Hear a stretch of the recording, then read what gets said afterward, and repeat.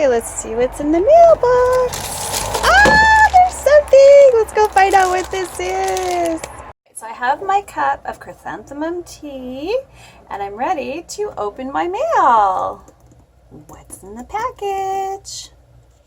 Morning, everyone. Welcome to Jentle Soaps. This is my first mailbox minute, and my mail woman just dropped off our package, and this is from someplace. Oh my goodness! Oh my goodness! I know what this is. Do you guys know what this is?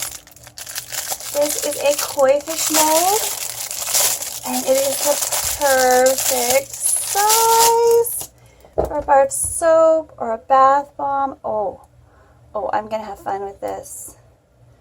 There we go. That was my mailbox minute. So what do I do with this? I will use melt and pour. I can use some of my new soap dough that I am waiting to release the recipe for people who can't use lye soap. Oh yeah, this is yeah. I'm gonna have fun with this. This is really, really cool. Can even pour a cold process in there or hot process and pop them out. I don't know. I'll have to try it. We'll have to see. This is silicone. I think I got this.